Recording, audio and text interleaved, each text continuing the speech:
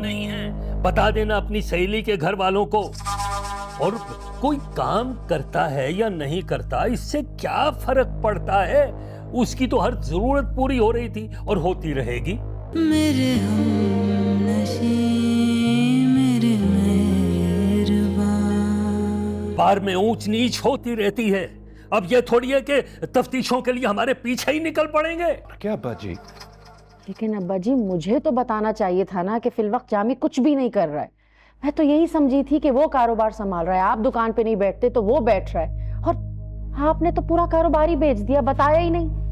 Rice को पता है, बेचने से पहले मैंने उससे मशवरा किया था, बल्कि उसने ही कहा था, क्योंकि कारोबार में नुकसान हो रहा था और इतनी दौड़ धूप मुझसे नहीं होती थी।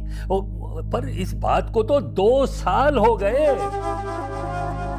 लेकिन अब्बा जी, मैं तो नहीं जानती थी ना। और आपने बेचते हुए कारोबार ये नहीं सोचा कि जामी क्या करेगा? उसके हवाले कर देते, वो अकेला संभाल लेता ना।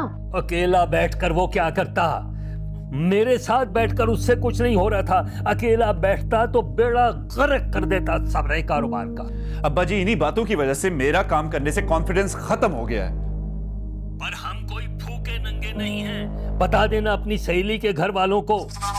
और कोई काम करता है या नहीं करता, इससे क्या फर्क पड़ता है?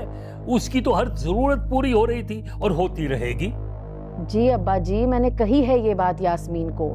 शादी से लेके अब तक सारी तो जरूरतें पूरी कर रहे हैं जेबा की, और ब्याह कर लाएं, ऐसे तो नहीं छोड़ देंगे उसे। हाँ बिल्कुल। लेकिन अब्बा जी, ये जो अस्मा का मसला शुरू किया है ना जामी ने, बहुत गलत किया है इसने। उस लड़की को क्या जरूरत थी घर आकर जेबा से ऑल फॉल बकवास करने की? पता नहीं क्या कुछ कहकर गई है वो। भाई, अस्मा के मामले का मुझे नहीं पता, या तो ये इसे पता होगा या इसकी बीवी को। मेरी बीवी झूठ बोल रही है फरहाना बाजी। झूठ तुम बोल रहे हो जामी। हमारी सास ने खुद अपनी आंखों से देखा है तुम्हें बाजार में उसके साथ आइसक्रीम खाते हुए, और मुझे सलमा बुआ ने भी बताया कि आई थी वो। उसने जेबा को पता नहीं क्या क्या बकवास की है। अगर वो यहाँ आकर उल्टी सीधी बातें करके चली गई तो इसमें मैं क्या कर सकता हूँ? मेरा क्या कसूर है? अब जब गलती तुम्हारी है ना जामी, तो जाओ और जाके मना कर लाओ जेबा को। अब्बा जी से बात करें। लो जी, मैं मना के लेकर आऊं। नया काम सौंप दिया मुझे। तुम फिक्र ना करो, मैं समझाता हूं इसे।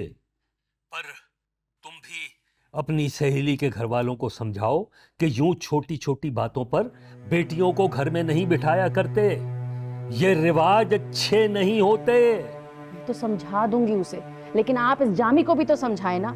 ऐसे फारिग नहीं बैठ सकता वो, काम तो करना पड़ेगा उसे कुछ।